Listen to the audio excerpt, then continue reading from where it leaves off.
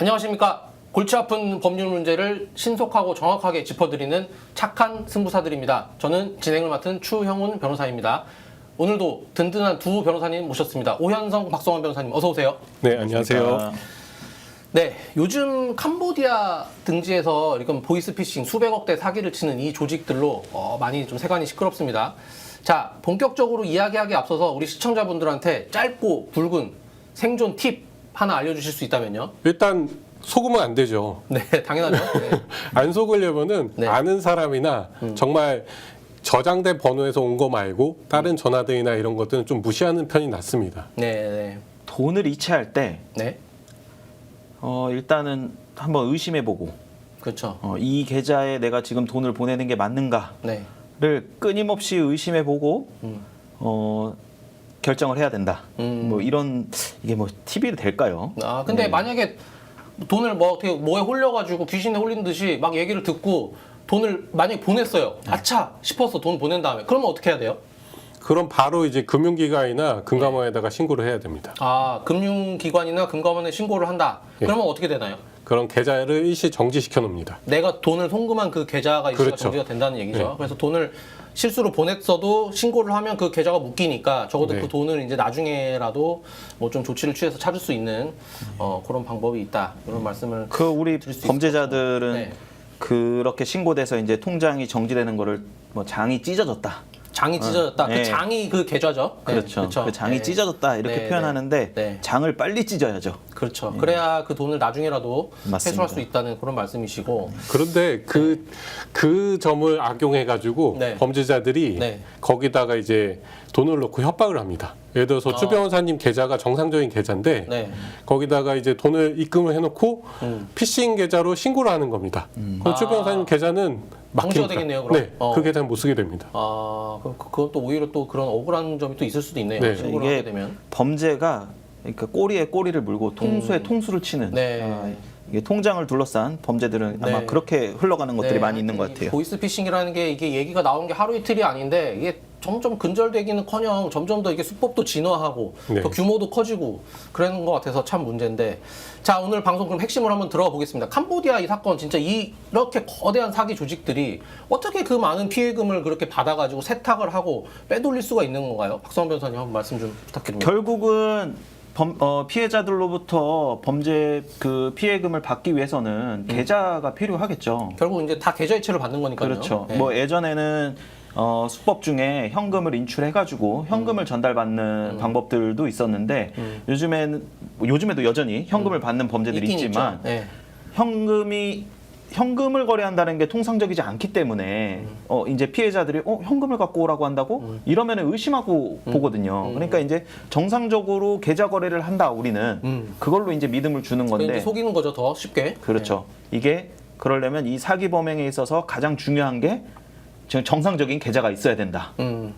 그래서 이 계좌를 모집하는 거죠. 우리가 이제 통상 대포 통장이라고 대포 부르는. 통장, 예, 그렇죠. 그래서 이 캄보디아 범행의 이제 그 기저에 보면은 먼저 사기 범행을 하기 위해서 범죄 피해금이 입금될 계좌를 모집을 해요. 아, 먼저 이제 범행에 사용할 그 대포 통장부터 쫙 이제 모집을 하는군요. 그렇죠. 그 예전에는 뭐 체크카드 보내라, OTP 보내라 이렇게 해서 그것만 받아서 이제 그 실제 범행하는 사람들이 그걸 이용하는 방법을 네. 사용했는데 네. 그러다 보니까 이게 이제 아까도 말씀드렸듯이 통수에 통수를 치는 범죄가 나오는 거예요. 그러니까 자기 계좌를 일부러 그 보이스피싱 범죄 그 조직에 보내고 네. 이제 그것도 이제 전문 용어로 누룩이라고 하죠. 네, 네. 거기에 범죄 피해금 들어오면 내가 먹는 네. 그런 방법이 또 성행하다 보니까 이제 통장 주인 보고 직접 와라 하는 거죠. 그래서 통장 주인이 통장을 들고 캄보디아에 직접 갑니다. 가서 자기 통장은 대포 통장으로 제공을 하고 또 거기서 가만히 있다 보니까 이거 나도 좀 수화기 들고 이거 뭐 좀 피싱 좀 해야겠는데. 나도 돈 좀 벌 수 있겠는데. 그렇죠. 그런 생각 들면. 가만히 통장만 주고 가만히 있으니까 이게 좀 수익이 좀 한정이 돼 있으니까. 그래서 이제 보이스피싱 범행에 가담하게 되고 뭐 이런 형태로 지금 흘러가고 있는 것 네, 같아요. 어쨌든 이 보이스피싱의 하여튼 기본은 대포 통장에서 시작한다. 그렇죠. 이런 말씀이시고, 요즘 무슨 뭐 수법이 더 진화해서 무슨 법인 뭐 지점 쪼개기 뭐 이런 얘기도 나오던데 그건 어떤 얘기인가요, 오 변호사님? 그게 이제 대포 통장마다 가격이 있습니다. 이제 개인 아. 통장들 같은 경우에는 가장 쌌었는데 네. 이제 워낙에 범죄 수법이 다양하다 보니까 개인 통장들을 잘 활용하지 못하도록 은행권에서 다양한 이런 제한들을 둬요. 네. 하지만 이제 법인 통장 같은 경우에는 그런 제약이 좀 적습니다. 네. 그래서 개인들은 추가적인 그 계좌 개설하려면은 좀 많이 어려워요.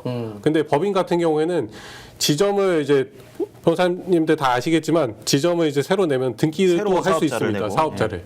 그 사업자에 따라 통장을 개설하는 건 정말 쉽습니다. 그래서 지점을 법인 하나인데 예를 들어서 부산 지점, 여기 서울 지점, 안양 지점 이런 식으로 지점 등기 여러 개 해가지고 한 법인인데 계좌를 10개, 20개 이렇게 만들기도 합니다. 그럼 훨씬 대포 통장을 이제 다량으로 네. 이제 입수할 수 있는 그런 방법이네요. 금액도 더 비쌉니다. 그게. 그리고 그렇게 하면 더 돈 많이 주고 사는가 보네요. 그 네네네, 계좌를. 그렇습니다. 그렇죠. 그래서 일반 개인장이 뭐 시세로 뭐 500 이러면 개인장, 개인 계좌 말씀하시는 그렇죠. 거죠? 네. 제가 너무 전문 용어를 너무 사용했나요? 많이 구사하시니까 저희도 네. 하다 보면은 그게 네. 전문 용어가 이제 저희도 모르게 네, 네. 인식이 됩니다. 네. 뭐- 개인장은 시세 500, 그리고 뭐 코인장. 코인장. 네. 코인장은 뭐 시세 뭐 한 1,000만 원. 그 뭐 가상 그 지갑 그렇죠. 말씀하시는 그렇죠. 건가요? 예, 그런 그렇게 또 이제 자기네들끼리 시세를 정해서 이렇게 거래를 하고 또 우리가 일반적으로 보이스피싱 범행에만 이용된다고 하지만 어떤 불법적인 그 거래가 일어나는 데서 대포 통장들도 많이 활용되거든요. 그렇죠. 네. 뭐 대표적으로는 이제 보이스피싱 범행이 있을 거고 그다음에 이제 불법 도박 사이트 거기서도 이 대포 통장이 필요하죠. 네. 그러니까 뭐 그럼 이런 경우가 있어요. 아니 뭐 급전이 필요해서 뭐 예를 들면 진짜 알바인 줄 알고 뭐 이게 정상적인 알바다. 그래서 법인 세워가지고 뭐 통장 몇 개 넘겼다. 뭐 이런 거 이제 걸리면 저희 이제 또 뭐 전자금융거래법 위반 이런 걸로 처벌받지 않습니까? 네. 자 그런 걸로 재판 받으면 어떻게 되나요, 변호사님들? 그 예전에는 우리 그 주변회사님도 잘 아시겠지만은 이거 전자금융거래법 위반 내가 통장 만들어가지고 이게 적금 매체 양도했다. 그렇죠. 접근 매체라고 이러면은- 표현하죠, 저희 네. 계좌를. 네. OTP 계좌 뭐 그렇죠. 이런. OTP, 뭐 체크카드 이런 거 넘겨줬다 그러면 이제 적금 매체 양도로 네. 양도 뭐 대여 이런 걸로 해서 아마 초범인 경우에는 뭐 뭐 벌금 벌금 조금 300만 원 뭐 내고, 그렇죠. 이렇게 예. 했어요. 네. 근데 우리 이거 수사 지금 요즘에 들어가는 거 보면 얘네들이 매뉴얼을 만들어 가지고 거기에 너네 어차피 전자금융거래법 위반으로 처벌되는데 그 매뉴얼을 줘요. 이거 경찰 조사 가면은 피싱 조직이 그렇죠. 네. 이게 너 가면은 이거 벌금 300만 원짜리다. 그래서 요즘에 당연히 그렇게 하면은 이 지금 그 단순히 적금 매체를 양도한다는 고의가 아니라 이게 사기 범행에 가담한다는 고의가 완전 드러나잖아요. 그럼 매뉴얼까지 갖춰서 네. 준비를 하고 네, 있다면 네. 그러면 이제는 요즘에는 그래서 단순히 전자금융거래법 위반으로만 인지하는 게 아니라 이제 사기의 공범, 전기통신 피해 그렇죠. 사기, 특별법, 예, 네, 특별법, 한국법. 예, 네. 그걸로 인지하는 경우가 거의 대부분인 것 같아요. 그런데 그거는 잘 풀린 경우고 이제 수사기관에서 이제 속된 말로 이제 상선을 파악하기 위해서 많이 좁니다. 네. 적금 매체 그러니까 대포 통장을 이제 양도한 사람들한테 이런 그 협박성 압박을 해요. 너 내가 지금 범죄단체 가입으로 의율해가지고 피싱 범죄랑 같이 해서 기소할 거야. 공범으로. 법단까지? 네. 네. 실제로 그렇게 많이 기소도 합니다. 네. 그렇게 나오게 되면은 형량이 어마어마하게 커지거든요. 그냥 뭐 알바비 조금 벌레다가 네. 아주 처벌받고 운팡 받고 뭐 범죄 수익 추징도 당하고 그렇게 되는 거죠. 네. 자, 그러면 반대로 한번 제 질문을 한번 드려볼게요. 경찰이 이런 뭐 통장 명의자나 말단 수거책을 딱 잡았다고 쳐요. 근데 제가 보이스피싱 피해자예요. 제가 이제 뭐 속아가지고 돈을 보냈어. 근데 그 대포 통장 판 사람 뭐 명의자나 아니면 뭐 그 말단 막 심부름하는 사람들 잡았어. 그런 사람들 이제 막 구속돼가지고 재판받지 않습니까? 그러면 이제 가끔씩 이제 저가 피해자인데 저한테 이제 합의 보자고 연락이 오는 경우가 있잖아요. 근데 뭐 이럴 때 뭐 피해액이 뭐 합의금 나는 예를 들면 한 1억 정도 피해를 봤어요. 근데 뭐 한 뭐 저 돈 없어요. 뭐 100만 원, 뭐 200만 원에 합의해 주세요. 뭐 이렇게 이제 요구하는 경우가 많단 말이에요. 자, 이럴 때 합의해 줘야 되나요? 말아야 되나요? 100만 원, 200만 원이면 차라리 뭐 안 받고 말겠다 뭐 이렇게 생각하실 수도 있을 것 같아요. 이 네, 피해 감정이 회복이 그러니까 안 되니까. 나는 1억을 꼬랐는데 지금 100만 원 받고 합의해 달라면 장난치냐 이렇게 될 것 같거든요. 그렇죠. 그거는 참 말하기도 좀 조심스러운 것 같아요. 네. 1억 피해 보신 분한테 100만 원 드리겠습니다. 뭐 200만 원 드리겠습니다. 말하기도 어려운데 네. 근데 이렇게 현실적으로 보면 사실은 이 잡힌 피고인들, 피의자들이 네. 상선이 아니고 얘네들도 어떻게 보면은 소액의 어떤 범죄 수익만을 취득한 경우들이 뭐 허다하거든요. 그러니까 내 피해액 1억이 다 걔한테 간 건 아니잖아요. 사실 그렇죠. 걔도 그냥 지 수고비만 얼마 받고 네. 뭐 이렇게 한 거니까. 통장 넘긴 값 받았겠죠. 네, 그렇죠. 네. 네. 그렇게 됐을 때는 저는 현실적으로는 일단 주는 돈은 받는 게 맞다. 왜냐면은 이거 아니면은 사실 이 피해자가 자기 피해를 회복할 수 있는 방법은 사실상 없거든요. 그래서 저희는 가해자 대리도 하고 피해자 대리도 하는데 피해자분들이 어떤 감정 때문에 못 받으시는 거 안 받으시겠다고 하는 거 이해는 하지만 나 그 돈 받는 애 그냥 빨리 처벌을 더 하는 게 좋다. 민사상으로 끝까지 끝까지 흔적을 남기겠다 이렇게 하시는 분이 있는데 아니 그거보다는 차라리 좀 마음 같아선 좀 그래도 일부 피해 회복을 하셔라 이렇게 말씀드리고 싶고 그거 피해 회복 하신다고 하셔도 뭐 합의를 하더라도 얘가 그것 때문에 갑자기 막 어마어마한 선처를 받게 되고 이런 것도 아니거든요. 이미 피해 금액은 어마어마하기 때문에 약간의 양형에 영향을 주는 것뿐이지. 하지만 걔가 양형으로 어떤 약간의 이득을 보는 것보다 내 피해 회복이 더 중요하잖아요. 그래서 저는 제가 피해자 대리도 하고 가해자 대리도 하기 때문에 피해자 입장에서는 그래도 변제하겠다고 하면 받는 게 맞다. 이런 의견을 좀 드리고 100만 싶어요. 원, 200만 원이라도 받을 수 있을 때 받는 게 낫다. 그런 말씀. 오 변호사님은 어떻게 생각하세요? 저는 내가 피해액이 1억인데 지금 100만 원, 200만 원인데 처벌 물어서 합의서 써달라고 하는 게 장난치는 것도 아니고 저는 선뜻 좀 받아들이기 어려울 것 같거든요. 그래도 받아야 됩니다. 그래도 받아야 된다. 네. 왜냐면은 공범이 많아요. 예를 들어서 10명이 공범이라고 하면은 1번부터 시작해서 10번까지 있는데 10번한테 100만 원 가지고 합의를 했어요. 네. 근데 소문이 나죠.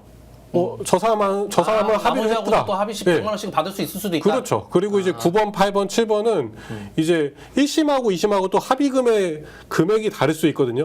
왜냐면은 2심이 가장 마지막으로 형을 깎을 수 있는 기회예요. 항소심. 그렇죠. 네. 항소심에서. 그럼 1심에서 10번한테는 100만 원 합의를 했지만 2심에서는 9번한테 200을 받을 수도 있고 8번한테 또 추가로 300을 받을 수도 있거든요. 네.